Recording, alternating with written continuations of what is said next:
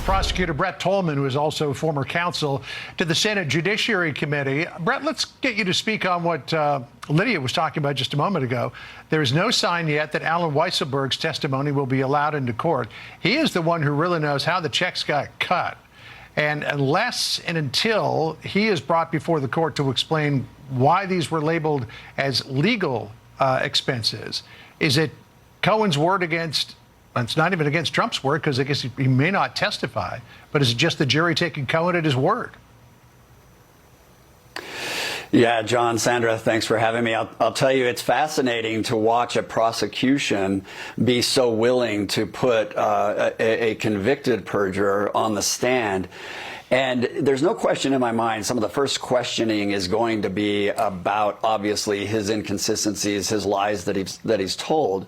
But you'll notice something intriguing is happening. He's trying to lay the foundation for him actually not being Trump's lawyer, to articulate that he was something different. And the reason is not just because he needs to paint Donald Trump as the micromanager. He can't afford, in a case like this, advice of counsel is an actual defense. So he is trying very desperately to separate himself from the practice of law with Donald Trump, and that needs corroboration. And there's nobody that's going to corroborate that he wasn't his lawyer. And so all statements he makes has to be corroborated in front of the jury, and if they can't do that, then that is the definition of reasonable doubt. What do you imagine is the strategy when they return to the courtroom a few minutes from now, Brett? I think they're very worried about cross-examination. That's why there's such an effort to script everything that's being said. Some of my most difficult witnesses that had credibility, I wanted them on the stand and off very quickly. It's shocking to me that they're spending as much time as they are with Michael Cohen. If I were them, I would get the nuts and bolts of what they think he can offer and limit the scope of cross-examination. Because remember, Sandra, cross-examination is limited almost exclusively to what comes out in direct examination. They can go into his credibility, but other than that, the longer they go, the broader they present the cross-examination. So, you spoke to this idea of whether or not he was acting as an attorney or he was taking direction from Trump. Listen to what he said on TikTok back on October the 24th, 2022. Listen here. The only person who should be held accountable is this guy right here, not me, Donald, if you can't see it. This guy needs to be held accountable. There's not a single thing that occurs at the Trump Organization that is not directed by and for the benefit of Donald J. Trump. Plain and simple. All right, there's nothing that happens that is directed by or for the benefit of Donald Trump. But listen to this recording that was played in court. I need to open up a company for the transfer of all of that info regarding our friend David. And I've spoken to Alan Weisselberg about how to set the whole thing up with so what are we going to pay? Funding. Yes.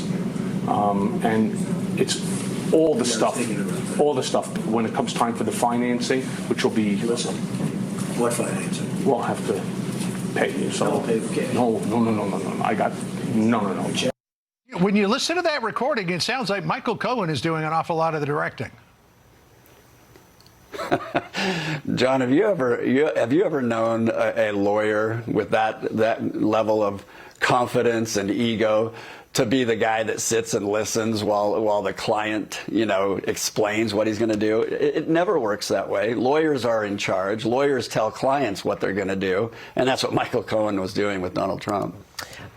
Brett, as far as who else we may hear from, as we were just talking to Bill Hemmer outside the courthouse, any predictions where this could go next?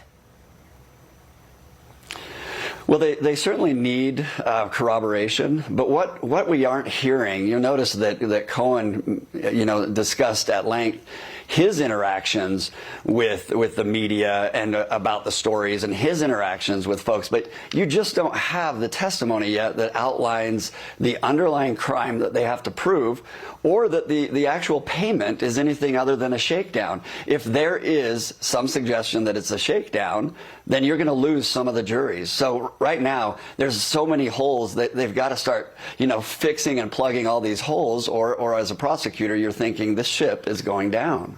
Well, it's a story that she tried to sell in 2011 to thedirty.com and then shopping it again in 2016. So that may go some distance to this idea of shakedown in the jury's mind.